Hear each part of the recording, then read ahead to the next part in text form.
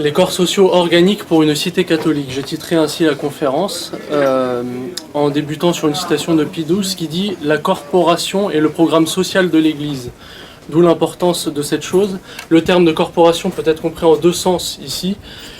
Sens étroit, d'abord, c'est les communautés de métiers, le monde du travail qui était géré tel qu'il était géré au Moyen-Âge, mais en soi, c'est pas forcément propre à une période.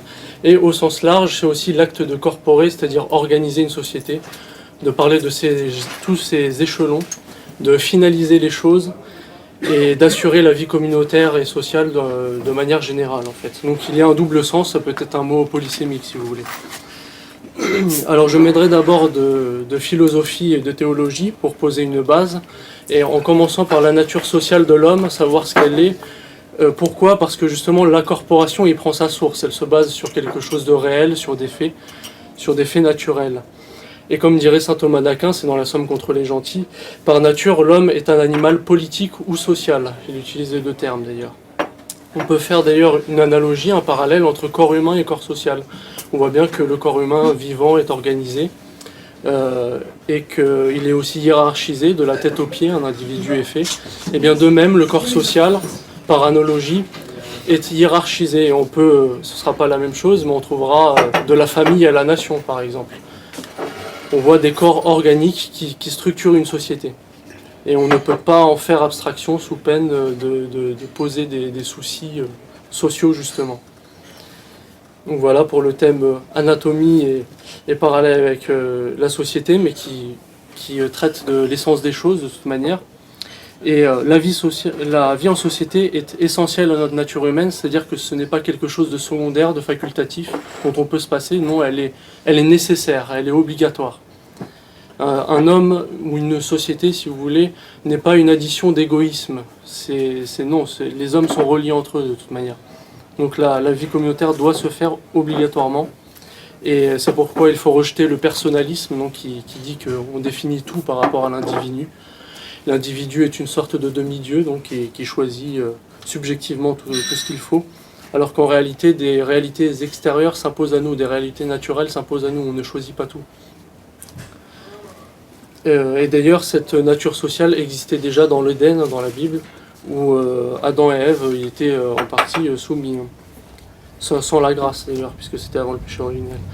Donc par sa nature, l'homme est terrestre, il est uni au monde extérieur, il y a la foi mais aussi les œuvres, contrairement au protestantisme qui affirme la foi contre la raison, la foi contre la nature. Le catholicisme dit la nature préexiste, la nature est là, et la foi est faite pour élever. La foi est faite pour dépasser cette nature, mais sans la nier.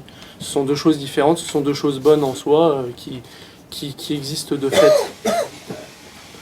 Et fuir le monde est d'ailleurs une attitude gnostique, c'est pour ça que c'est très à la mode.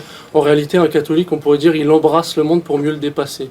Évidemment, ici, je ne fais pas du tout référence à la doctrine augustinienne qui dit, et catholique aussi d'ailleurs, qui oppose la cité des hommes et la cité de Dieu. Ça, c'est nécessairement antagoniste, c'est un autre sujet. Mais là, je traite des ordres naturels et surnaturels et comment ils s'articulent, si vous voulez. J'espère ne pas être trop flou. Et par sa nature, l'homme est aussi spirituel, c'est-à-dire que c'est un animal social, mais aussi moral, aussi religieux. Il se lie aux autres hommes, ça peut être aussi naturel. Le mot d'esprit, ça peut être l'esprit, l'intelligence, donc là, échelle naturelle, et si c'est l'âme, là, c'est l'échelle surnaturelle. Et cette chose se manifeste en groupe, c'est-à-dire que les hommes communiquent entre leurs semblables. Il faut rejeter là aussi une erreur qui est le sociabilisme. C'est une erreur que Jean Housset dénonçait beaucoup d'ailleurs dans la cité catholique. C'est-à-dire le fait de vouloir vivre ensemble, mais en considérant que la morale est quelque chose de secondaire. Alors qu'en réalité, à une société s'impose la morale tout simplement parce que c'est quelque chose de supérieur. Quelqu'un qui vous dit non, la morale c'est en dessous, non. Même quelqu'un qui revendique la moralité, il la revendique au-dessus de la société. Elle s'impose, ils veulent imposer une immoralité, quoi. Ou immoralité. Et voilà un texte clé aussi de Pie XII qui pose cette base et qui peut paraître étonnant puisqu'il parle de loi naturelle comme fondement. Il dit « La loi naturelle, voilà le fondement sur lequel repose la doctrine sociale de l'Église. C'est précisément sa conception chrétienne du monde qui a inspiré et soutenu l'Église dans l'édification de cette doctrine sur un tel fondement. en 1949. Voilà un pape qui peut enseigner en matière religieuse, et de toute manière c'est là où il est infaillible en matière de foi et de mœurs, mais aussi sans nier ces réalités de nature qui sont d'ordre philosophique finalement. Il y a aussi une double finalité chez l'homme. On peut distinguer souvent deux choses. Il y a chez l'homme l'intelligence contemplative, donc c'est le fait de connaître la réalité, de connaître la vérité. On peut analyser les vérités extérieures, comme je disais, les choses qui relèvent du monde sensible, du monde visible. Là, c'est l'intelligence contemplative qui fait ce travail-là. Et dans un premier temps, celle-ci, et aussi l'intelligence pratique, c'est-à-dire là, le fait qu'on soit des êtres vivants, nos corps se mouvoient, donc il y a une action et notre action est orientée vers un but. On doit avoir une finalité, l'homme doit avoir une finalité pour être ordonné. Et aussi, là on voit donc, du coup cette relation entre pensée et action. C'est d'ailleurs quand vous regardez la définition du mot œuvre, une œuvre, dans les bons dictionnaires français, ils mettent le résultat de la pensée et de l'action, parce que pour pouvoir faire quelque chose, il faut l'avoir pensé.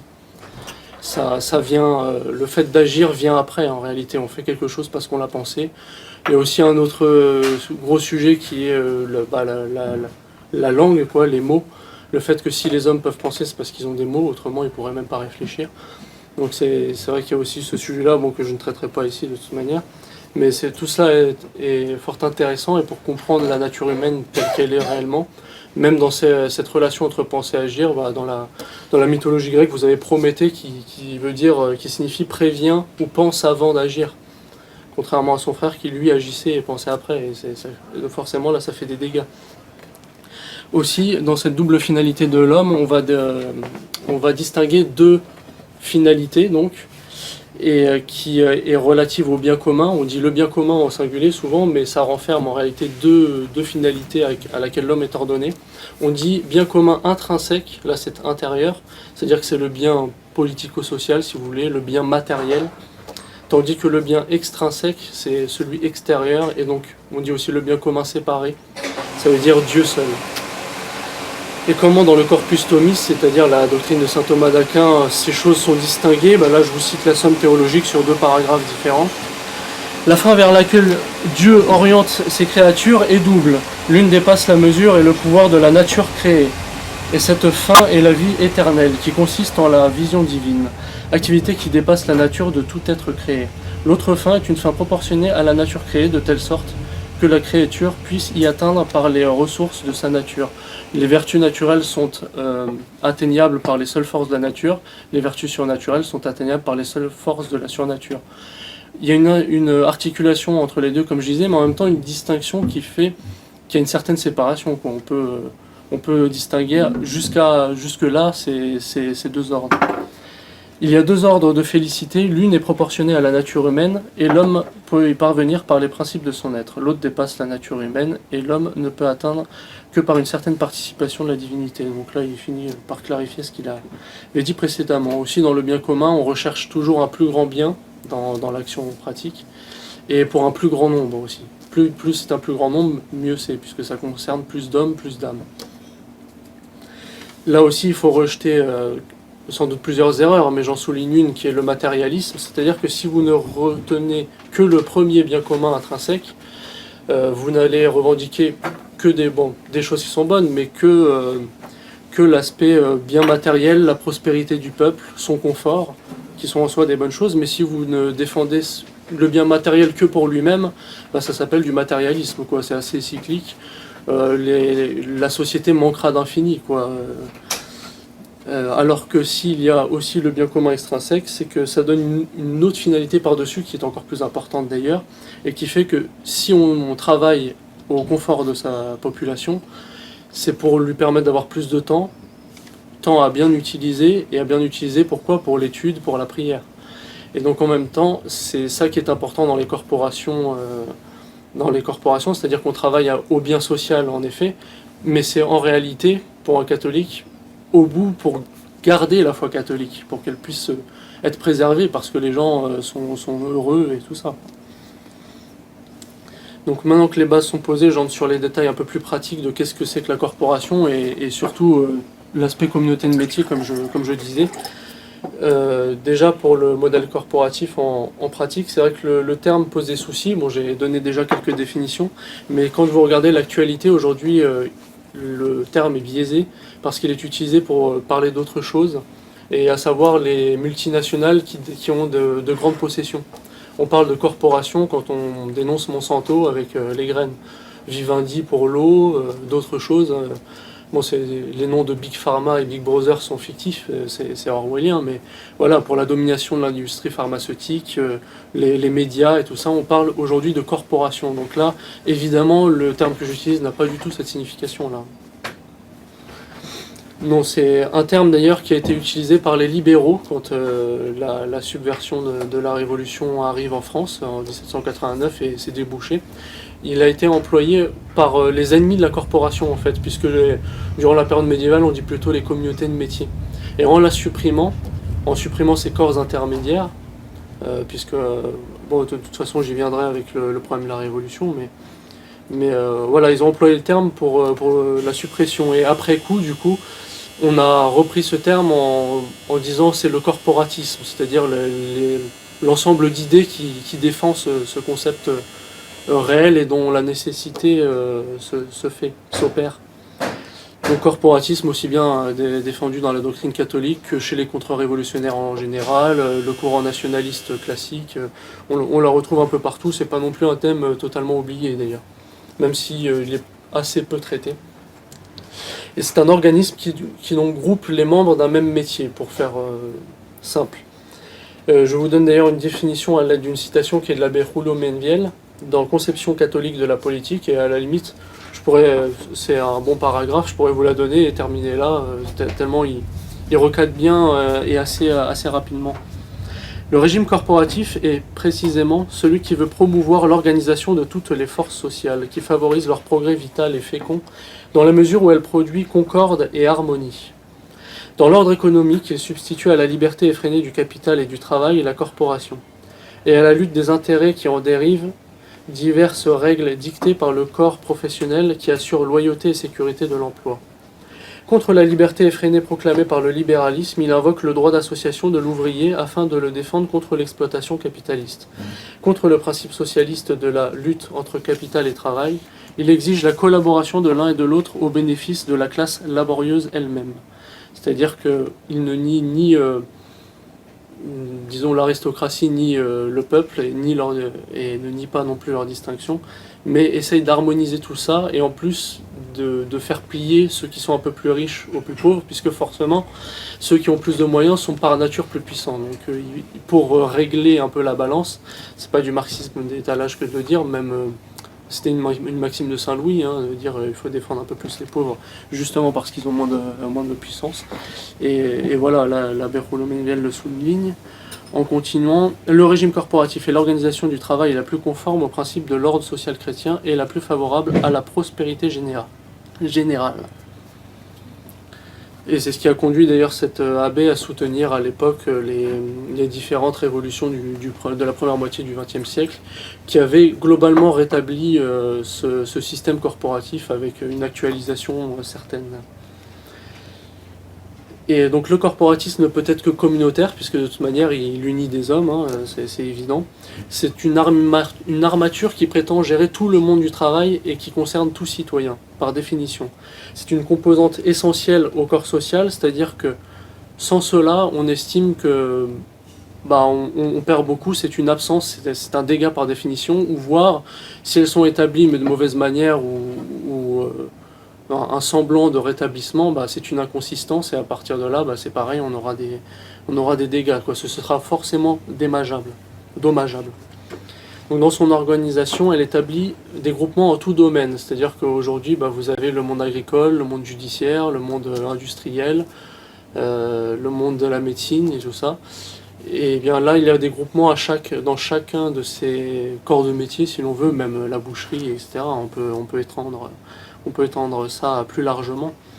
Et aujourd'hui, nous avons quelques restes d'ailleurs. On voit que les ordres des médecins existent, les ordres des avocats.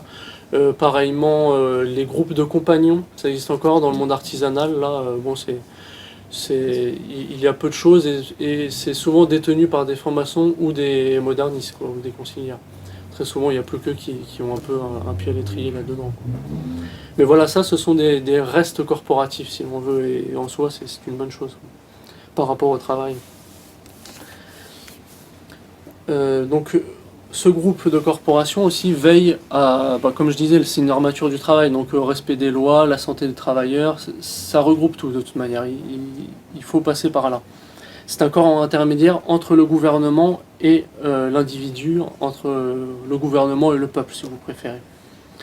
Elle est placée à chaque échelon, à chaque canton même, hein. Il peut y avoir ça dans un village comme une commune, comme une ville, sachant qu'évidemment dans une ville ça va être plus développé et plus puissant, ne serait-ce que par la nature de l'échelle que ça représente. Et ça fait partie du principe de totalité thomiste. C'est un terme qui peut faire peur parce qu'on dirait que ça fait penser au totalitarisme. Mais là aussi, le totalitarisme a différentes définitions, comme de nombreux mots. On ne fait pas souvent attention, mais c'est très souvent polysémique, quoi. Donc on peut parler d'un totalitarisme chrétien, entre guillemets, quand on parle du principe de totalité thomiste. On veut une société organisée à chaque échelon, quoi. Donc, je vous parlais de la famille et la nation, là aussi ça en fait partie. Et il y a un aspect décentralisé, on dirait subsidiaire, démocratique si j'ose dire, à la corporation, puisque ça offre à l'individu de pouvoir se concerter sur les sujets, mais qu'il connaît quotidiennement. C'est-à-dire qu'on ne demande pas au peuple, on ne lui pose pas des référendums sur des sujets qu'il ne connaît pas, tels que faut-il utiliser le nucléaire, faut-il passer à la robotique et tout ça. Non, c'est quelque chose sur son domaine de travail, c'est-à-dire une chose quotidienne qu'il connaît très bien, et dont on peut constater d'ailleurs, je veux dire, avec quelqu'un qui fait le même boulot pendant 20 ans, sur son métier, il est implacable, même s'il n'a pas bougé et tout ça.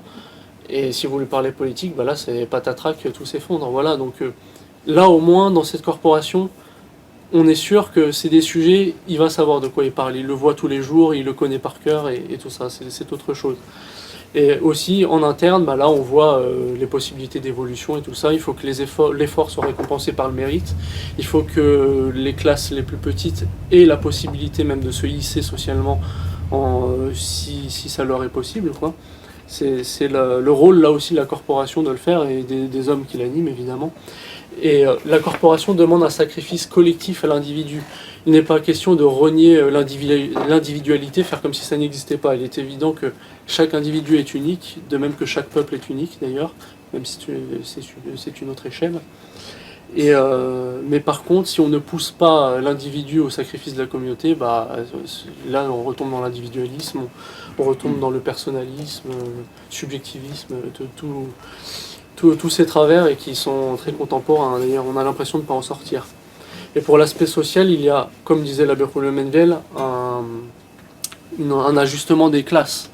Dans la corporation, il serait totalement caduque de considérer l'hyperclasse, ce qu'on appelle l'hyperclasse aujourd'hui. Je veux dire, c'est totalement spéculatif, qu'il y ait eu des échelles de milliardaires et que vous avez un vide immense entre les deux et qu'ensuite vous avez des types qui gagnent de 1000 à 10 000 euros. Hein. C'est un peu comme Mélenchon quand il dit les riches, on ne sait pas trop de quoi il parle parce que les riches, ça veut dire quoi? Ça veut dire ceux qui sont au-dessus du SMIC, ça veut dire ceux qui sont à 10 000, un petit chef d'entreprise qui se fait bien massacrer par les impôts, c'est quoi les riches? Il y a des multimilliardaires aussi, là c'est encore autre chose, quoi. Les questions ce sera après, hein, désolé monsieur. Voilà, donc, et c'était le mérite de l'aristocratie d'ailleurs, puisque elle était contrainte de faire développer socialement sa population sur place. C'était une bourgeoisie immobile, c'est l'expression de Marx d'ailleurs, en opposition à une bourgeoisie immobile qui est en effet celle qu'on connaît aujourd'hui, où la finance et les marchands prennent une réelle démesure et même passent au-dessus, c'est pas passent au-dessus du politique, mais font le politique finalement carrément. Donc il y a aussi dans la corporation, et là par contre ça peut gêner les marxistes pour le coup, acceptation des inégalités sociales, c'est-à-dire que et humaine même, nous acceptons le principe de hiérarchie. Il n'y a que ça en réalité en société si on le constate. L'autorité du père de famille, l'autorité du chef d'entreprise, l'autorité du chef de l'État, un chef de mouvement, pourquoi pas, un chef de groupe, enfin il n'y a que ça des autorités, et même comble du comble chez ceux qui le nient. Les anarchistes, il faut le savoir, ont quelques organisations. Ils ont des confédérations d'anarchistes. Et là, c'est un petit peu problématique par rapport à leurs principes, quoi. Parce que nulle autorité, mais tiens, il y a quand même un groupe qui vous structure, les gars. C'est problématique. Là, niveau cohérence, ça fait mal, disons. Donc voilà, ne soyons pas sociopathes. C'est évident que les hiérarchies existent et qu'elles peuvent être bienfaisantes tant qu'elles sont harmonisées. Chacun a son rôle, voilà, selon ses capacités, selon sa nature. C'est comme ça, quoi. C'est pas mauvais en soi. Et pour l'aspect un peu plus économique, il y a une défense irrémédiable de ce qui est la production du pays, c'est-à-dire l'autosuffisance. On ne peut pas penser à exporter, comme dans le libre-échange actuel, si on ne s'autosuffit pas. Parce que les états de paix peuvent passer, et en cas de guerre, on est totalement isolé. Si on ne produit pas ne serait-ce que l'alimentaire dont on nécessite à notre échelle nationale, en cas de guerre, c'est la coupure totale. Vous pouvez même limite ne plus déclarer de guerre, d'ailleurs. C'est un peu le serpent qui se mord la queue. Là, vous pouvez plus déclarer de guerre si vous avez même plus les ressources nécessaires à votre propre survie en cas d'isolement, si vous voulez. Et donc, ce que je propose, c'est pas l'autarcie. Après, tout ça doit être réglementé. Mais le libre-échangisme, c'est l'excès inverse, si vous voulez. Donc d'abord autosuffisant, et ensuite on exporte, ensuite on importe. Évidemment, l'exportation, ça contribue aussi à notre rayonnement personnel. On retrouve nos produits à travers le monde, c'est une bonne chose. On sait que l'Empire romain a dominé le monde, bon, façon de parler un peu, a dominé le monde en ouvrant des routes, en dominant les routes et en y pratiquant par là le commerce. Y compris même les croisades, si ça fait souvent fantasmer pour le côté super guerrier, allez on y va, on déglingue du musulman, en réalité, dans cet océan moyen-oriental, les croisés ont dû se faire ont été une petite minorité, ont dû se faire une place, et une fois établis, ils arrivaient à se faire accepter par le commerce, justement. Et chose qui peut même paraître étonnante comme beaucoup de choses, le gros des troupes des croisés étaient des musulmans parfois aussi, parce que voilà, il y a des alliances temporaires, un groupe contre l'autre et tout ça, donc c'est beaucoup plus complexe qu'on ne le croit à prime abord. Donc voilà, défense de la production, ça c'est chose très importante. Après, évidemment, tout ce qui est soutien naturel aux petites PME familiales, c'est-à-dire que c'est un tissu communautaire sur lequel il faut se baser, parce que c'est un peu comme du temps de l'aristocratie, c'est quelque chose de charnel pour le coup. On ne peut pas en faire abstraction, quoi. Et sur la politique financière, c'est évident que l'État doit être au-dessus de l'élément financier. Après la Révolution, c'est ce qu'a tenté de faire un peu Napoléon Bonaparte avec la Banque de France, c'est-à-dire que la Banque de France pouvait être surveillée. Après, le truc, c'est que ça arrive après une période de révolution oligarchique. Donc même à la Banque de France, il se passait des choses un petit peu louches, quoi. Mais voilà, après, une fois qu'il y avait plus ce verrou, d'ailleurs, le verrou national, là, on part dans la spéculation totale. Et voilà. Par rapport à la doctrine sociale de l'Église aussi, ou son rôle à jouer dans ces éléments-là, d'abord, je vous livre quelques déclarations corporatives, on pourra dire, notamment par rapport à l'État, par rapport aux deux ordres, puisqu'il y a les ordres temporels et spirituels.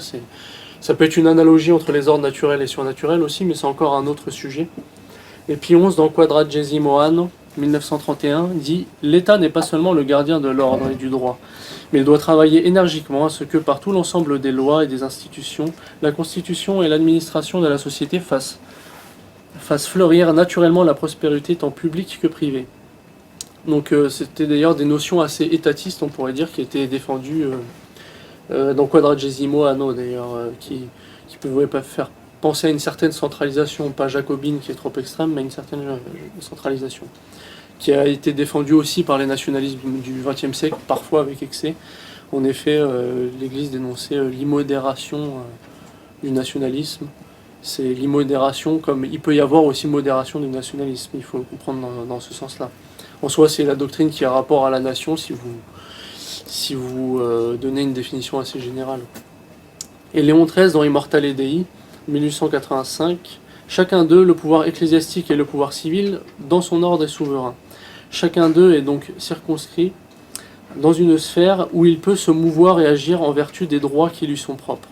Et nous disons, l'État est une société parfaite, l'Église est une société parfaite. Qu'est-ce qu'il faut comprendre par cette expression-là? Ça veut dire qu'il se suffit à elle-même. Donc pour vous donner un exemple, la famille elle-même n'est pas une société parfaite, elle ne peut pas se suffire à elle-même. À l'échelle d'une nation, de l'État-nation, là oui, parce que vous avez tout un ensemble. si vous prenez juste le père de famille, la mère de famille et les enfants, va-t-il vous être possible de vous nourrir en cultivant un champ, vous guérir avec des méthodes de médecine, enseigner aux enfants, on fait abstraction des professeurs, on se débrouille tout seul? Non, il y a besoin évidemment d'une société. D'ailleurs, on sait que dans une commune, à partir de 60-70 personnes, vous pouvez avoir, disons, toutes les fonctions qui sont à peu près remplies, si les gens arrivent bien à s'orienter. De pouvoir avoir un médecin, un avocat, enfin un peu de tout, quoi, histoire que ça fasse un vrai début de société organisée, quoi. Et sur ce rôle perceptible de l'Église, vous avez le droit de juridiction morale sur la cité, c'est-à-dire que l'Église étant infaillible en matière de foi et de mœurs, les mœurs c'est la morale. On sait bien que la morale touche à la politique, ça réglemente je veux dire, le comportement humain de toute manière. Du coup, il est évident que l'Église doit être entendue par les États sur ces sujets-là. Et dans ces cas-là, on dit l'État a un pouvoir immédiat et l'Église média. Il est indirect, si l'on veut, dans le sens où politiquement, c'est l'État qui, de fait, agit et peut agir pour l'Église, doit agir pour l'Église d'ailleurs. Après, sur le droit moral sur la cité, l'État est aussi subordonné à l'Église, dans le sens où la plus haute autorité sur terre est celle du pape, et il est donc injugeable par définition. Il ne peut pas être jugé, c'est dans la doctrine catholique d'ailleurs. Si Bergoglio est pape, on ne peut pas le juger. S'il l'est, on peut le juger en tant que usurpateur, si vous voulez. Ça, c'est une possibilité. Et après, voilà, cette doctrine est évidemment contraire à la loi de 1905 qui proclame séparation de l'Église et de l'État et qui, de toute manière, est dans la doctrine des 5 républiques. Nous vivons dans la 5e encore actuellement, même si la Constitution a beaucoup changé d'ailleurs. C'est plus entre guillemets une république monarchique. Et oui, autrement, l'accepter, de toute manière, c'est le modernisme. Hein. Vous ne pouvez pas transiger là-dessus, quoi.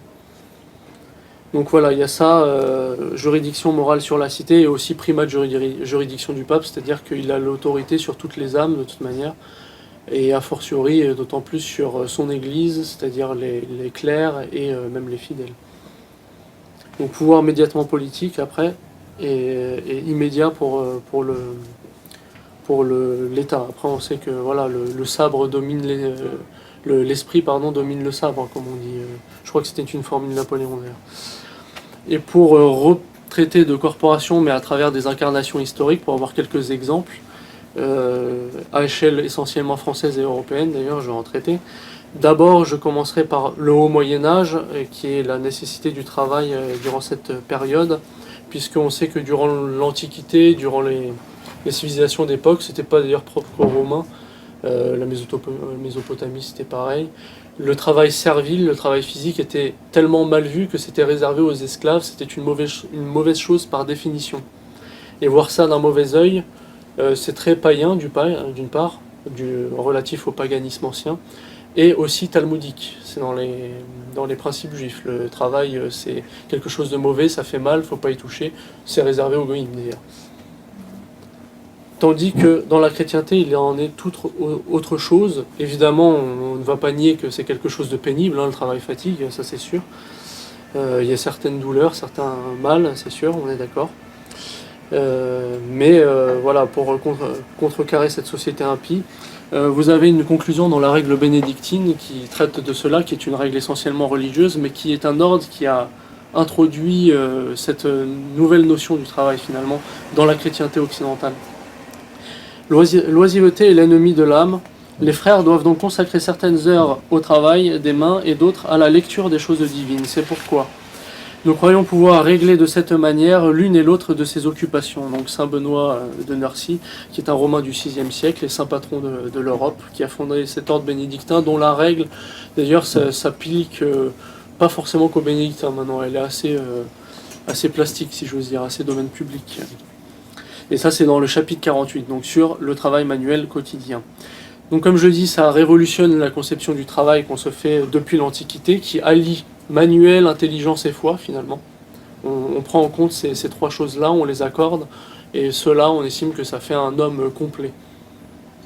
Et d'autant que dans les ordres monastiques d'époque, les autres étaient mendiants, tandis que là, l'ordre bénédictin vient introduire cela en disant même les moines doivent travailler les champs, les ponts, ce genre de choses. Règle monastique donc religieuse, mais d'une incroyable actu pour tout ce qu'elle incarne d'ailleurs, y compris malgré qu'on entre dans une ère industrielle, voire une ère de la robotique, quelle que soit la situation finalement, les formes qui peuvent fluctuer plus ou moins, le fond est le même, le fond perdure et il est toujours bon. Bien sûr, il faut l'actualiser après, sans doute. Voilà, mais ça remet en question tout de suite un poncif républicain et d'ailleurs franc-maçon qui nous vient aussi de la Révolution, de dire au Moyen-Âge, le travail des mains était très mal vu, voilà, c'était comme si c'était méprisé, alors qu'en soi, non, c'est la chrétienté qui a introduit le fait que c'est une bonne chose. En plus, religieusement, on estime qu'on rachète nos péchés par justement ce travail pénible depuis le péché originel. Et en plus, le fait de mal voir le travail manuel notamment, ouvrier, finalement c'est très libéral. Ce sont les bourgeois qui ont gagné au XVIIIe siècle, qui ont un énorme mépris envers les classes ouvrières et tout ça. Ils ont tellement un énorme mépris qu'ils suppriment les corporations et qu'ils se prennent une réaction ouvrière en pleine face. Donc voilà, le travail n'est pas une fin en soi, après, mais un moyen d'aller à Dieu, de racheter ses péchés, voilà, et de toutes les conséquences qui étaient dues au péché originel, la mort, ce qui est pénible et tout ça. D'ailleurs, vous avez, comme quoi dans la chrétienté c'est pas mal vu, Saint Joseph est un charpentier, quoi, le père adoptif du Christ est un charpentier, et vous avez d'ailleurs de très belles prières à ce sujet, notamment celle de Saint Pie X. Par nature, le travail implique la vie collective, puisqu'on ne se fait pas seul. Ça, c'est un mensonge individualiste. Hein. Le type qui débarque dans une entreprise et qui dit « Moi, je me suis fait tout seul. De ma part, vous pouvez l'attraper d'une main et lui en mettre deux avec l'autre. » Parce que c'est incroyable. Vous ne vous faites pas tout seul. Déjà, si vous êtes né, voilà, vous n'avez pas procréé tout seul. Bon, je sais qu'il y a une expression qui dit les enfants naissent dans les choux, mais non, c'est pas vrai. Même si je crois que durant l'Antiquité grecque, on voyait les choux comme quelque chose de fertilisant, donc d'où le quiproquo. Mais non, ça se fait pas tout seul. Vos parents vous ont éduqué, les écoles de formation vous ont formé, même au travail, vos collègues vous ont aussi accompagné, vous ont aidé, vous ont enseigné. Donc vous ne vous faites pas tout seul, c'est un mensonge. Non, certes, il y a de vous dans le monde du travail, mais vous y mettez du vôtre, vous êtes un des éléments, mais vous vous faites dans le groupe, par définition, ça c'est évident. Et ce n'est pas un choix, mais une nécessité, c'est pour remplir un rôle particulier dans la société, parce que même si c'est pénible, tout le monde s'accorde à dire qu'on se sent quand même utile socialement de pratiquer un travail, quoi. Et que de fait, on est utile, puisqu'on aide des gens selon le domaine où l'on est. D'autant ça complète l'homme, ça nous permet de nous réaliser, de travailler notre intelligence créatrice pour ce qui est d'un bon métier, évidemment, parce que c'est vrai qu'aujourd'hui, la notion de l'emploi réduit considérablement la chose. Et il y a des modèles encore plus radicaux qui est celui chinois ou le taylorisme en Angleterre au 19e siècle où quand on fait un travail machinal, là on ne peut pas parler de vrai métier, quoi. C'est un emploi mécanique, vous faites qu'une seule chose. Et là en effet ça ne réalise pas un homme, ça ne travaille pas votre intelligence créatrice, ça c'est sûr. Donc la notion de l'emploi là aussi à remettre en question, c'est trop partiel, quoi. Voilà, et là aussi il y a un juste milieu, un vertueux, il faut pas être dans l'immodération mais dans la modération. Il y a une notion entre l'effort et la grâce, voilà, il faut articuler tout ça dans sa vie, quoi. Et je souligne un petit, voilà, c'est même pas connexe, c'est plutôt annexe, mais par exemple, le fait que les Français de souche aient quitté le domaine manuel, les métiers ouvriers et tout ça, est un appel direct à l'immigration. C'est un appel direct à l'immigration massive. Pourquoi ? Parce que, ah bah tiens, personne ne le fait, hop. Bon après, vous me direz, ils ont un petit peu fait en sorte de nous embourgeoiser, alors ça s'est fait un petit peu par la force des choses, mais si les Français ne veulent plus y retourner, c'est évident que c'est d'autres qui vont le faire. Et d'où un appel d'air. Alors après, vous avez toutes les manipulations mondiales que vous voulez, certes, mais vous avez un appel d'air de fait, quoi. Alors certes, les Français, après, acceptent de faire un travail quand il est bien payé. On a atteint un certain niveau de vie qui fait que on n'accepterait pas n'importe quoi, ouais, c'est vrai.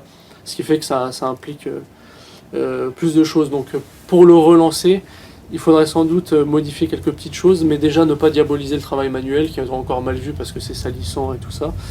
Et après, à moins de pallier à ce manque en passant à la robotique. Là, le sujet de la robotique qui peut faire conflit.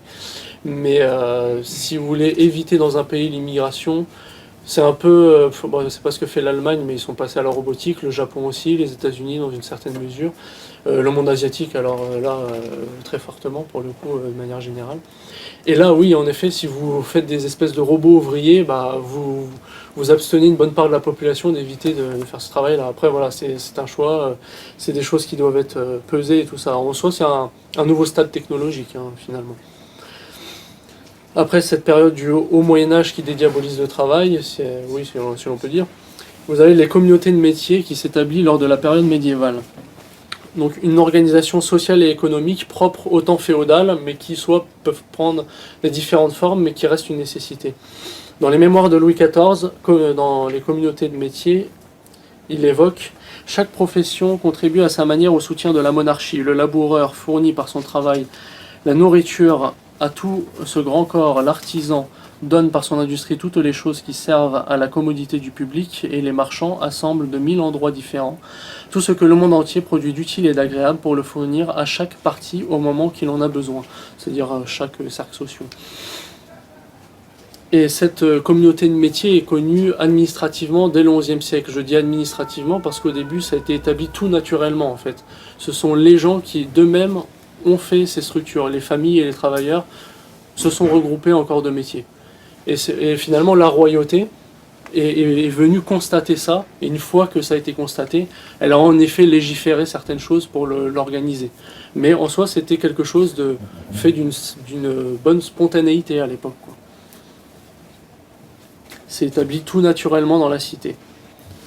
Du plus local, petite ville, à la plus grande, et comme je disais, dans les plus grandes, plus développées. C'était assez propre à l'époque, et pour ce qui était plus particulier d'ailleurs, c'est que il y avait vraiment un groupe pour chaque corps de métier, et même chaque corps de métier était installé en particulier dans une rue, la rue des bouchers, la rue des boulangers. Voilà, vous voyez ça un peu pour tout le reste. Et à l'époque, forcément, comme il y avait la mentalité des peuples et un État qui n'était pas forcément uniformisé, on constatait non pas les divergences, mais les différences entre les différents coins du monde. Et pour rester en France, entre le nord et le sud, on voit que les peuples, c'est plus celto-germanique dans le nord, étaient plus organisés, ils avaient besoin plus de réglementation, il fallait que les choses soient claires, tandis que dans le sud, et ça ressemble bien, de manière au contraire moins légiférée, il fallait que ce soit plus relationnel. Voilà, il y a cette distinction qui s'opère, mais qui en soi, c'est faite là aussi tout naturellement, si vous voulez. Ça fait moins formel, disons, dans le second cas. Et peut-être un peu plus débrouillard, mais moins organisé en revanche. Et évidemment, c'était déjà doté de personnalité juridique, avec tout ce que ça comprend, les réglementations, les conditions, hygiène, santé, salaire minimum. Après, dans le contexte d'époque, on allait même chercher son salaire à la paroisse du coin. Des fois, l'église faisait office de dépôt. Il n'y avait pas les banques avec l'argent virtuel, c'est sûr. Et donc cette institutionnalisation du juridique qui s'est faite officiellement en France, c'est plus au XIIIe siècle, du temps de Saint-Louis, avec la réaction du royaume de France, comme je disais, et sur cette réalité qui était pour eux préexistante. C'est pas le royaume qui l'a établie. Vous avez eu le livre des métiers d'Étienne Boileau, qui était légiste et prévôt de Paris, et qui a répertorié en fait tous les métiers de Paris pour en faire un condensé, et ainsi, en les répertoriant, pouvoir mieux les connaître et en défendre les droits. C'était aussi à ça que ça servait. Ça s'était fait en 1268, c'était un premier grand recueil. C'est un point de départ, si vous voulez. Vous avez l'énumération des droits des ouvriers, les protections, les corps de métier, etc. Là encore, je fais un saut dans le temps parce qu'on schématise. Vous avez la Révolution-Subversion de 1789 qui arrive et qui établit son assemblée constituante. Avec toutes les modifications qu'ils ont faites, c'est intéressant. Vous avez Paul Lafargue, qui est un anarchiste, mais qui a défendu, par rapport aux excès du libéralisme, la société médiévale, si vous voulez. Ça s'appelle Le droit à la paresse. Bon, le titre est pas très catholique, en effet. Après, il y a des accords qui s'arrêtent, disons, mais... passage très intéressant. Sous l'Ancien Régime, les lois de l'Église garantissaient aux travailleurs 90 jours de repos, 52 dimanches et 38 jours fériés, qu'est-ce qu'on dirait aujourd'hui, pendant lesquels il était strictement défendu de travailler. C'était le grand crime du catholicisme, la cause principale de l'irréligion de la bourgeoisie, industrielle et commerçante. C'est intéressant. comme détail. Sous la Révolution, dès qu'elle fut maîtresse, elle abolit les jours fériés et remplaça la semaine de 7 jours par celle de 10, afin que le peuple n'eût plus qu'un jour de repos sur 10. Donc voilà, là c'est pour le coup plus un phénomène de génération spontanée, mais on peut voir un certain parallèle entre l'avant-révolution et la révolution, entre les doctrines gallicanistes et jacobinistes. Les jacobins et les gallicans ont un grand point commun qui est d'idolâtrer la nation et d'en faire un ordre autarcique, par exemple. Ça fait déjà un point commun. Vous avez d'ailleurs une légifération qui s'accompagne de ça, quoi. Les gallicans ont leurs propres historiens, ils défendent ça. Contre l'Église, contre le droit naturel d'ailleurs. Parfois c'est très fatigant de tomber sur des légitimistes, pas tous évidemment, mais de ce bord-là très borné gallican, quoi. D'ailleurs ça a pris tellement de place en France et soutenu par les derniers rois de France que sous Napoléon, le concordat s'est fait en réalité à l'aide des libertés gallicanes, on appelait ça comme ça à l'époque. Pie VII ne l'a accepté que par par paix, paix de l'Église, paix sociale, si vous voulez. Et ça a en effet contribué à un renouveau de la foi en France, c'est vrai, mais par contre c'était porté juridiquement par les gallicans. Et notamment, Napoléon, ça l'a arrangé par rapport au conflit avec l'Église de traiter avec un évêché qui était, entre guillemets, plus nationalisé, quoi. Ce qui existe dans l'Église. De toute manière, dans l'Église, on a l'Église universelle, la plus haute, et ce qui n'empêche pas de nier les églises nationales, voire les évêchés locaux et tout ça. Après, à chaque échelon, sa chose, quoi. Mais celle universelle est en effet plus haut, et donc plus grand et plus fort. Et ça a donné d'ailleurs ce patriotisme administratif, quoi, qui a fini par dégénérer du gallicanisme au jacobinisme. Le patriotisme du papier, quoi. La patrie n'est plus dans le cœur, n'est plus dans le terroir, n'est plus dans le sol, n'est plus dans l'identité, elle est sur le papier, quoi. Elle est sur l'idéologie, elle est sur des choses beaucoup plus abstraites et moins charnelles. Vous aviez d'ailleurs les ligues catholiques à l'époque qui agissaient sous la monarchie médiévale et qui critiquaient relativement, sans remettre en question l'autorité du roi de France, mais qui critiquaient pourtant virulemment ces errements-là, quoi. Après, évidemment, c'est ne pas nier aussi l'action philosophique des Lumières, c'est évident, c'est tout un ensemble qui remet en question le dogme, le royaume, l'autorité même. Vous aviez Louis XV qui était tout de même le dernier roi combatif, qui a lutté notamment contre la franc-maçonnerie. Il l'a interdite et passé à l'acte un an avant la réaction de la bulle du pape, d'ailleurs. Alors que Louis XVI, qui n'était pas un mauvais roi par essence, mais était beaucoup plus conciliant et s'est adapté à la situation. Alors qu'il y avait des cristallisations sociales, il y avait différents soucis qui font que ça pouvait péter, ça a pété. Il y a eu un manque de défense immunitaire, si vous voulez. Un commun assaut face à ce commun assaut des bourgeoisies d'époque. Vous avez le retour des familles protestantes qui prennent la revanche sur la Fronde, qu'ils avaient perdu face à Richelieu. Des francs-maçons qui sont plus déistes pour le coup, et même, il faut bien le dire, de certains catholiques qui ont participé. Il y avait même des prêtres qui ont été cocus de ces choses-là, quoi. Et ça a donné l'oligarchie financière que l'on connaît maintenant. Alors il y a un paradoxe aussi où elle est antisociale parce que ça a été un immense bain de sang, ça a appauvri le peuple français aussi, hein. On a fini par sombrer, c'était d'immenses destructions, il y a eu destruction de bâtiments, d'églises, ou si elles n'étaient pas détruites, c'était saccagé, quoi. Voilà, les minorités turbulentes ont profité de la situation et ont bien réussi. Alors en effet, il y a un péché par rapport à ça, il y a quand même eu la réaction des Chouans. La révolution qui revendiquait une unité totale a foiré ici, parce qu'il y a eu quand même une grande réaction de la part de Bretons et de Vendéens essentiellement, oui, c'est vrai. Et monarchistes à l'époque, évidemment. Mais il y a une articulation entre une société et son État. Si l'État est décadent, c'est que la population est décadente. Si la révolution a abouti, c'est parce qu'au fond, beaucoup de Français l'ont souhaité. Et ça, il faut bien en avoir conscience.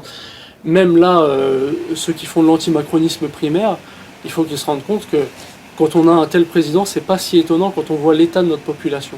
L'état qu'ils ont, niveau moral à zéro, la morale est à zéro, le niveau culturel, cultivé, il n'y a plus rien. Donc c'est pas étonnant, il y a une articulation entre les deux. Quand vous voyez un État décadent, alors certes, il y a des minorités turbulentes qui peuvent agir à un moment donné, mais ce que la société est en bonne partie complice, quoi. Et donc ils ont contribué à cette suppression des corps intermédiaires. Et parce qu'ils voyaient là un mouvement pré-syndical qui voulait annihiler d'entrée de jeu, ça n'a pas empêché au XIXe siècle, après les révoltes ouvrières, mais il y a cette déclaration d'Isaac Le Chapelier qui est emblématique et qui a annoncé la chose, hein. Il s'est inspiré du contrat social de Rousseau et de toute cette philosophie, hein. On peut voir là que l'infranc-maçonnerie est un instrument du libéralisme, lui appartenait à la loge d'ailleurs. Et dans le bulletin de l'Assemblée nationale du 14 juin 1791, qui conserve le document, il déclare « Il doit sans doute être permis à tous les citoyens de s'assembler, mais, là vous pouvez balayer tout ce qu'il vient de dire, il ne doit pas être permis aux citoyens de certaines professions de s'assembler pour leur prétendu intérêt commun. » Alors que les citoyens d'une même assemblée, excusez-moi, leur intérêt commun est objectif, il n'est pas du tout prétendu, c'est quelque chose de factuel, quoi. Il n'y a plus de corporation dans l'État, il n'y a plus que l'intérêt particulier de chaque individu et l'intérêt général. Donc là, le bien commun est totalement déconnecté, quoi. Il y a l'intérêt individuel, l'intérêt général, et il n'y a plus de corps intermédiaire entre les deux. Là, ça, le reste a été fracassé, hein. Il n'est permis à personne de d'inspirer aux citoyens un intérêt intermédiaire, de les séparer de la chose publique par un esprit de corporation, quoi. Et là, on est au cœur de leur doctrine, c'est-à-dire qu'il ne reste plus que la gouvernance, c'est plus le gouvernement, c'est la gouvernance et une espèce de masse d'individus éclatés qui finalement n'ont pas trop de lien entre eux, si ce n'est de payer les mêmes impôts. Voilà, c'est la culture et l'identité, le terroir, vous pouvez le mettre à la poubelle, c'est franchement secondaire dans leur principe même. Quand bien même des républicains peuvent défendre ces choses, ils sont en contradiction avec ces notions de destruction des corps intermédiaires. Voilà, il n'y a plus de réalité, plus de cercle organique, plus de famille, plus de municipalité, plus de province, plus de nation, plus de communauté de métiers. Tout ça, c'est facultatif, dans leur principe, évidemment. Alors que nous revendiquons pour la justice, pas la justice sociale, mais même la justice en tant que vertu, un État certes fort, qui doit centraliser les choses, mais qui décentralise ensuite. C'est-à-dire que c'est le principe de subsidiarité, on doit laisser aux échelons inférieurs leurs responsabilités. Ça donne un principe de responsabilisation, et en plus de faire en sorte qu'ils fassent le travail à leur échelle, où on n'a pas besoin de demander à l'échelle tout en haut, puisque ça se trouve en bas de chez eux. Quand vous avez un trou dans une route, dans une petite commune, vous faites appel à toute la mairie qui organise, qui paye des ouvriers, qui paye les impôts, qui paye l'État, ça fait des dépenses considérables, alors qu'en soi, il y a des dégâts d'ampleur certes, mais je vous garantis que des fois c'est un petit trou. Vous prenez vous-même une pelle avec des cailloux, vous mettez dedans, c'est fini, quoi. Et voilà, là au moins c'est un bon plaidoyer pour le principe de subsidiarité, quoi. Certaines choses peuvent être déléguées, après pour autant qu'on ait des gens aptes derrière, ça c'est sûr. Il faut savoir assumer, quoi. C'est autre chose que le début de la Renaissance où les Français préféraient le service du roi à la responsabilisation, à s'organiser eux-mêmes. Voilà, là on perd en principe de responsabilité. Et désolé de faire une auto-citation, je vais essayer de ne pas prendre la grosse tête, mais j'avais fait un article dans la revue Militant il y a bien 5 ans, comme quoi le temps remonte assez, à propos de cette injustice qu'a fait Isaac Le Chapelier. C'était le numéro 652 de la revue Militant. L'abolition des corporations est, ne serait-ce que par son promoteur, une action maçonnique. Notons que la franc-maçonnerie comme organisation est connue pour bénéficier d'une résurgence des corporations de métiers au sein des loges où les relations, notamment professionnelles, se nouent passablement. Déduisons donc logiquement que les francs-maçons ont clairement confisqué un moyen de développement et de défense professionnelle du peuple français pour ne se l'approprier qu'à eux seuls. Je veux dire, objectivement, c'est ça qui s'est passé. Ils ont détruit la chose. Eux, ils avaient d'une certaine manière, pas des corporations, mais des groupes sociaux qui étaient les loges. Ils se rencontraient, ils ont pu s'organiser eux-mêmes, se trouver du travail entre eux, tout ça. Ils ont bien fonctionné dans certaines régions, d'ailleurs. Limoges, qui est très, très imprégné de ça. Toute la porcelaine de Limoges, qui est très connue. Ça aurait pu être différent, mais pour le coup, depuis 2 siècles, sont tenus par eux, quoi. Ils ont fait leur tissu professionnel. Ensuite, au XIXe siècle, arrive le mouvement des catholiques sociaux, qui était monarchiste aussi dans le contexte d'époque, un courant inspiré de la doctrine sociale de l'Église, mais aussi du droit naturel, qui de toute manière va de pair, vous me direz, et de ses principes médiévaux, qui l'actualise, puisqu'on est au XIXe siècle, à l'ère industrielle, pour le coup. Donc il s'agissait aussi de défendre les corporations d'ouvriers, en tenant compte de ce nouveau paramètre. Donc. Et ce courant a été appuyé, voire initié, même par un pape. Vous avez Rerum Novarum dans du pape Sa Sainteté Léon XIII qui dit « Le dernier siècle, donc là il parle de la Révolution, a détruit, sans rien leur substituer, les corporations anciennes, qui étaient pour eux une protection. Les sentiments religieux du passé ont disparu des lois et des institutions publiques, et ainsi, peu à peu, les travailleurs isolés et sans défense se sont vus avec le temps livrés à la merci de maîtres inhumains et à la cupidité d'une concurrence effrénée. Une usure dévorante est venue accroître encore le mal. Condamnée à plusieurs reprises par le jugement de l'Église, elle n'a cessé d'être pratiquée sous une autre forme par des hommes avides de gains et d'une insatiable cupidité. À tout cela, il faut ajouter la concentration entre les mains de quelques-uns de l'industrie et du commerce, devenue le partage d'un petit nombre d'hommes opulents et de plutocrates, c'est-à-dire des gens qui dominent par l'argent, qui imposent ainsi un joug presque servile à l'infinie multitude des prolétaires, au XIXe siècle. Alors aujourd'hui, ça a pris quelle échelle là ? Vous avez dans ce courant deux figures qui sont très connues, qui étaient légitimistes, Albert Demain et René de la Tour du Pin, qui ont mené, disons, une action immédiate de reconstitution des corporations. Ils ne bénéficiaient pas de la puissance étatique, puisqu'elle y était hostile, évidemment, elle était libérale, mais ont pu quand même faire des structures d'associations, des groupements, et ça a aidé fortement les ouvriers à cette époque-là. Ils ont de nombreux mérites. Alors il y a ces personnes-là, il y a aussi différents auteurs et des mouvements. Il y avait une action catholique et tout ça à l'époque. Là aussi, au milieu des vicissitudes, il est pour quelque chose. C'est une lettre toujours de Léon XIII, dont la critique peut être prompte. Elle vient de l'Action française, d'ailleurs, dans leur revue, qui parlait de ralliement. Le pape se rallie à une république laïciste. En soi, par honnêteté, je l'ai lu en entier pour voir ce que ça donne. Et en effet, deux paragraphes qui traitent de pouvoir agir à un niveau étatique pour le bien des âmes. Mais en soi, même un nationaliste de l'époque, un nationaliste barétien, serait d'accord avec 100% du texte, je pense, sans être 100% catholique. En soi, cette encyclique, je veux dire, est très bien sur le fond. Dans le contexte, certes, par contre, ça a donné des soucis, mais là, il faut juger aussi comment le pape a-t-il été informé, ou encore les catholiques ont-ils été suffisamment combattants, ont-ils été suffisamment fervents. Voilà, il y a tout un tas de paramètres qui fait qu'on ne peut pas accuser uniquement un texte. Et voilà, vous avez un hommage du cardinal Baudrillard à Lebrun, Albert Demain, pardon, qui était un cardinal qui avait agi à Vichy d'ailleurs, qui en accédant à l'Académie française a fait quelques éloges par rapport à ce qu'il a obtenu par son action. Le Parlement français avait adopté, ou était à la veille d'adopter, lorsque mourut M. Demain, août 1914, tout ce qu'il avait, véritable précurseur, proposé dès les premières années de sa carrière.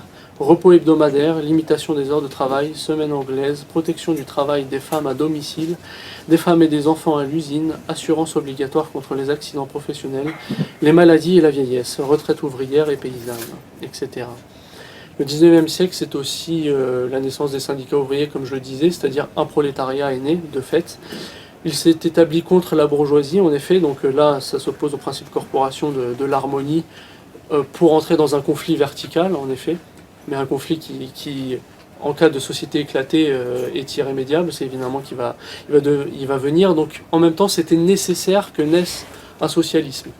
Le souci, c'est que ce socialisme partage certains points du libéralisme, qui est le matérialisme par exemple. Ils sont tous les deux athées, ils partagent un même fond malgré leur opposition interne. Ça peut être des frères ennemis, comme on dit, hein, ça existe. Voilà, les droits syndicaux, ça donnait naissance aux droits syndicaux et des ouvriers comme des patrons d'ailleurs. Et dans le rapport de force, évidemment, si vous créez ces deux droits et que vous laissez une liberté totale, c'est évident que le droit patronal va écraser l'autre puisqu'il est plus fort. Donc socialisme réaction obligatoire, excès qui naît par excès au capitalisme, qui est lui-même aussi en partie un excès, puisqu'il reste matérialisme et qui entre dans un conflit vertical et qui fait précéder la conscience de classe avant la conscience professionnelle aussi. Il y a un dérèglement dans ces ordres qui n'existait pas avant et qui crée des oppositions fallacieuses, si vous voulez.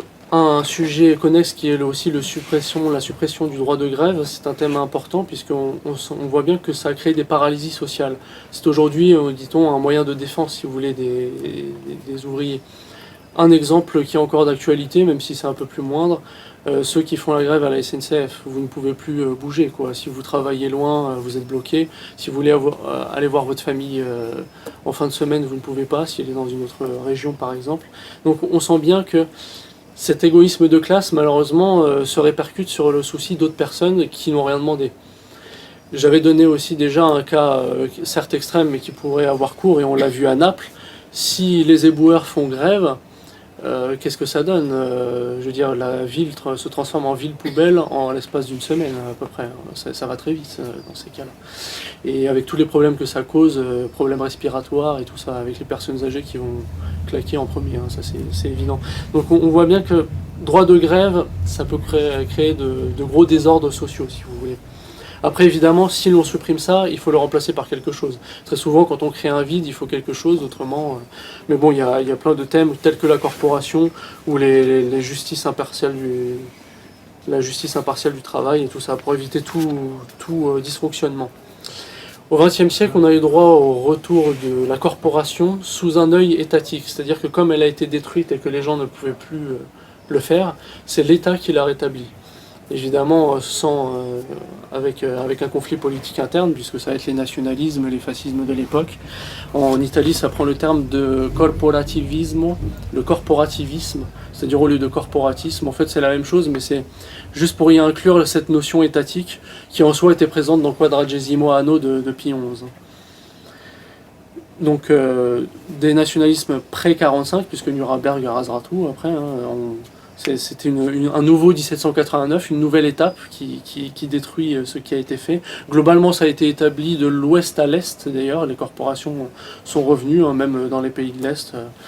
Voilà, il y a l'Allemagne, après, a établi les corporations. Ça n'a pas tenu bien longtemps parce qu'ils ont pratiqué l'économie orientée ensuite, qui est de financer des domaines d'activité pour les développer exprès. Bon, ce qui a eu ces biens de 1933 à 1939, d'ailleurs. Après, voilà, globalement, ça a été rétabli à peu près par tous, quoi. Même Salazar au Portugal, etc. Que je retrouve ma ligne. Donc, l'État-nation étant plus abouti, on peut comprendre que ça s'est fait par l'État, et aussi vu la situation comme je l'ai expliqué. Et ça, c'était pas nouveau finalement, puisque la Renaissance commençait à le faire. Il y a eu des soucis à la Renaissance, des soucis philosophiques et religieux d'ailleurs. Mais ça n'implique pas que tout soit mauvais. La centralisation était en germe chez les rois de France, et à partir de Richelieu, elle est finalement plus effective. Après, il y a eu le problème du gallicanisme et de ce qu'il a fait pour protestantiser les terres allemandes par bien national du royaume. Bon, ça, c'est un gros problème, c'est sûr. Mais bon, après, faut connaître le souci. Mais c'est un ensemble permis par la force organisatrice de l'État, qui unit d'abord et qui décentralise ensuite, ou qui doit le faire par justice. Et voilà, ce nouvel œil de l'État n'est pas mauvais en soi, mais ça implique aussi que cet État ne soit pas vicié, ça c'est sûr. Il faut qu'il ait en vue le bien commun déjà intrinsèque de la société, quoi. Voilà, après, c'est les royalistes féodaux, quand ils défendent la corporation, très souvent, ils veulent vraiment revenir au modèle médiéval. Donc ça implique ces décentralisations qui font que ça crée aussi d'autres soucis, qui est la privatisation des corporations. Parce que si c'est quelqu'un de quelconque qui en est à la tête, il peut aussi, un peu comme dans l'image d'une franchise aujourd'hui, il peut aussi l'utiliser à mauvais escient, quoi. Donc ça peut être bien qu'il y ait un œil pour vérifier ces choses-là. Et pour le coup, en Italie, le projet de corporation a été soutenu entièrement par le pape. Ça n'était pas un sujet de conflit pour le coup. Et vous avez des lettres privées. Bon, il y a eu différents discours dans le magistère ordinaire de l'Église, parce qu'il n'y a pas que les encycliques qui doivent nous intéresser quand on est catholique. On a un attachement filial à cet enseignement. Dans la lettre de Pie XII au cardinal Gaspari, le devoir du 22 juin 1929, un soutien qu'il a répété donc à plusieurs reprises, il dit « État catholique, dit-on et répète-t-on, mais État fasciste. Nous en prenons acte sans spéciale difficulté, volontiers même, car cela veut dire sans aucun doute que l'État fasciste, tant dans l'ordre des idées et des doctrines que dans l'ordre de l'action pratique, ne veut rien admettre qui ne s'accorde avec la doctrine et la pratique catholique. » Après, c'était une situation où c'était un État concordataire. Bon, là, c'est l'imperfection des choses. Même avec Napoléon, c'était ça. C'est-à-dire que ce n'est pas parfait, mais pour un bien des âmes, l'Église accepte de collaborer, si j'ose dire. Et après, même dans l'encyclique de Non Abbiamo Bisogno, ça c'est Pie XI et c'est conflictuel à l'égard du régime fasciste, ça apparaît essentiellement comme un conflit structurel entre l'action des familles catholiques et l'action fasciste. Et même dans un paragraphe, Pie XI soutiendra ce qu'il aura toujours soutenu durant ce régime, de dire il faut quand même maintenir les deux actions, parce que si les catholiques abandonnent le terrain, irrémédiablement la société italienne risque de dégénérer en paganisme, par exemple.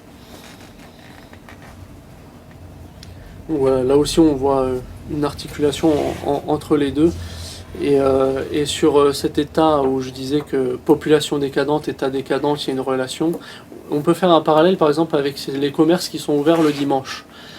Pourquoi sont-ils ouverts le dimanche? On dira la photolibéralisme, ils veulent faire du chiffre, donc forcément fermer un magasin un jour c'est perdre de l'argent, on l'ouvre, certes il y a ça, et en même temps qu'est-ce qui peut le légitimer en second temps?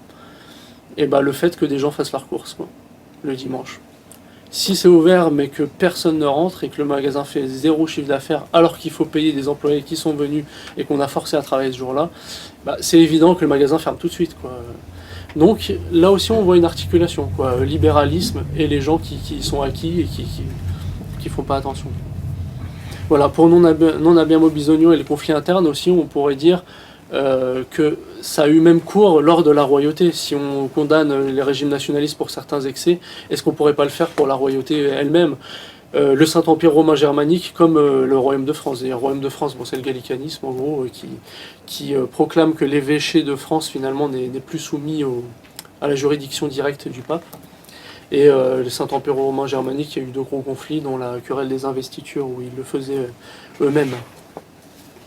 Et côté national-socialiste allemand, il y a eu un bon éloge de Franz von Papen dans ses mémoires de 1952, qui sont retracés dedans. C'était un ministre catholique du Reich, qui était plutôt de tendance démocrate chrétienne d'ailleurs, et qui a été l'artisan du Concordat en 1933 en déclarant que c'était la riposte chrétienne à l'illuminisme français. C'est intéressant qu'il ait fait référence à la révolution qui a éclaté chez nous, quoi. La conception nationale-socialiste va dans le même sens que celle familière aux catholiques qui était développée dans l'encyclique Quadragesimo Anno. Dans un important discours prononcé devant le Front des travailleurs allemands le 10 mai 1933, Hitler déclara « Le nouvel État ne représentera plus les intérêts particuliers d'un groupe ou d'une classe, il sera le mandataire de la nation dans son ensemble. » Voilà le sentiment qui nous animait à ce moment-là et notre appui à la nouvelle loi du travail promulguée le 29 janvier 1934 fut donné avec les meilleures intentions. Et d'ailleurs, même dans le courant national-socialiste, précédemment, vous avez eu la révolution conservatrice, ça s'est fait sous la République décadente de Weimar, donc c'est à partir des années 20. Un courant très multiple, on dirait hétérodoxe, puisqu'on pouvait trouver un petit peu de tout dans les auteurs comme dans les mouvements et tout ça, mais il y a eu une très grande présence des catholiques et des clercs, même de prêtres qui ont animé les mouvements, qui ont soutenu, faute à la sociologie allemande aussi des pasteurs, c'est vrai. Et il y a une origine chrétienne intrinsèque à la révolution conservatrice qui a en bonne partie préparé le terrain au national-socialisme, qui est encore une variante, on pourrait dire. Et qui, après, s'est aussi déchristianisé au fur et à mesure des années derrière. Ça a été un peu plus conflictuel. Et même Mitbrennender Sorge, qui est une lettre interne aux évêques, qui est rédigée particulièrement en allemand, canonnait dans cette lettre surtout ce qui était se revendiquer néo-christianisme. Il y a Alfred Rosenberg qui a fait cette doctrine. Bon, il faisait son truc. Le Christ, c'est pas souffrant, c'est victorieux. Enfin bref, je vous passe les détails. Et c'est ce faux christianisme, ou dit néo-christianisme, qui a été condamné essentiellement dans cette encyclique avec le paganisme, Voilà, après, là aussi, je l'avais lu en entier pour le coup, et je vous invite à le faire. Vous avez toute une étude là-dessus de Pierre Maximin aussi, disant une encyclique singulière sous le Troisième Reich, qui essaye de rétablir les choses, quoi. Vous avez, il y a 2 ans tout juste, j'avais fait une conférence sur l'État français du maréchal Pétain. Vous avez aussi la charte du travail qui est très intéressante en ce sens, puisque c'est un État qui a rétabli les corporations et qui a fait une charte à l'époque pour réorganiser ce monde du travail socialement. J'ai la date, 4 octobre 1941. Et même le maréchal Pétain, dans la revue des Deux Mondes, il déclarait à propos de cette doctrine, disant: l'idée nationale socialiste de la primauté du travail et de sa réalité essentielle par rapport à la fiction des signes monétaires, nous avons d'autant moins de peine à l'accepter qu'elle fait partie de notre héritage classique. En effet, en soi, c'est pas un gros mot de parler de national et de social en soi, quoi. Ça dépend des limites, quoi, après. Puis c'était la doctrine de Frédéric Leplay, par exemple, chez les contre-révolutionnaires, elle est présente. Voilà, donc cette intervention a touché à sa fin. Je vous donne quelques recommandations et une conclusion. Vous avez quelques articles et conférences de l'abbé Belmont qui avaient traité de ces sujets connexes, j'aurais dit, puisque en effet la corporation, ça va avec le droit naturel et les différents échelons sociaux, comme je l'ai dit, les corps intermédiaires. Et du coup, c'est son site Kikumkwe, et quelques interventions que vous pouvez suivre. Évidemment, il y a le livre que j'ai cité sur la conception catholique de la politique de l'abbé Rollo Mengel, qui traite là en plein dans le sujet. Et même les quelques encycliques de Léon XIII, qui sont pas mal des encycliques en bonne partie de politique chrétienne, finalement, on pourrait dire. Rerum Novarum, donc social, corporatif et subsidiaire. Eterni Patris, qui relance le thomisme aussi, la doctrine de saint Thomas d'Aquin, qui avait été tombée dans l'oubli après la Révolution, donc ça a réactivé la chose. Immortale Dei sur la constitution chrétienne des États, comment doit se comporter un État catholique. Ou encore Humanum Genius, pour savoir l'antimaçonnisme, de quoi il relève, et Au milieu des vicissitudes, comme j'avais dit, qui a été évoqué précédemment.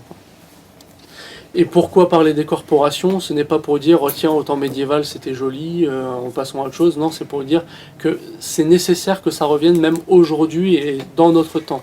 Pour nous, et dans notre temps veut dire sur la forme d'une certaine manière, réactualiser, ce qui ne changera pas rien au fond en soi, c'est quelque chose qui perdure, ça.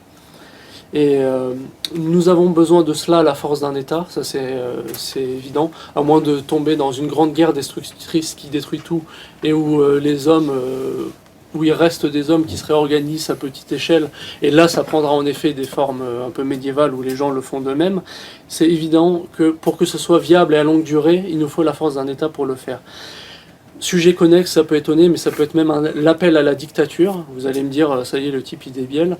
Mais dans ce contexte-là, c'est comme Donoso Cortés à la Chambre des députés qui la défend dans des situations extrêmes.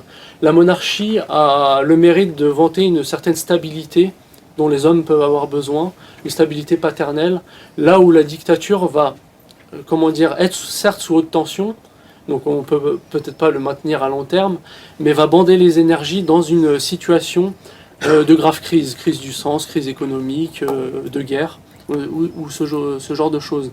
Donc on a besoin, sans doute même dans la situation actuelle, de despotisme éclairé, comme l'avait connu Donoso Cortés, qui était catholique et qui a connu différents régimes à une époque où l'Espagne était assez tumultueuse, quoi. République, monarchie, empire, dictature, démocratie, etc.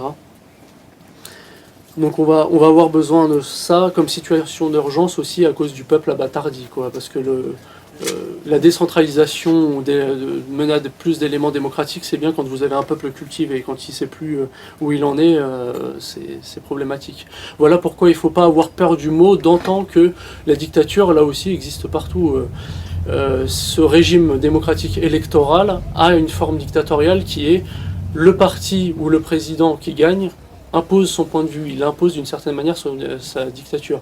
Vous avez le choix entre une panel de personnes qui finalement se ressemblent beaucoup d'ailleurs, puisque c'est le régime démocratique accepte dans sa mesure de l'extrême gauche à l'extrême droite. C'est l'échiquier de son régime finalement. Et celui qui gagne par contre impose d'une certaine manière sa dictature. Il ne faut pas avoir peur du mot, il faut dire que voilà, c'est presque un fait inhérent aux hommes, quoi. Ça fait partie de l'autorité aussi. Et ça évite, comme dirait saint Thomas d'Aquin, c'est dans De Regno, la tyrannie. La démocratie vous dit que vous pouvez être calife à la place du calife, donc c'est la querelle des égaux. Tout le monde se prend pour Bonaparte, quoi. Comme dans les hôpitaux psychiatriques. Voilà, c'est une maladie française, ça. Bonjour monsieur, je suis Napoléon Bonaparte. Voilà, c'est le problème de la démocratie. Et donc, système corporatif doit être aujourd'hui actualisé pour notre temps, cohérent en fonction de notre société. Donc la corporation devra faire face à certains sujets tels que la robotique, c'est nouveau. Est-ce qu'on le fait oui ou non, si on le fait comment, etc. etc. Donc comme ça ne sera pas tout à fait comme au XXe siècle, mais voilà, il nous faudra une corporation du XXIe siècle, organe essentiel au corps du travail naturel et social. Merci de m'avoir écouté.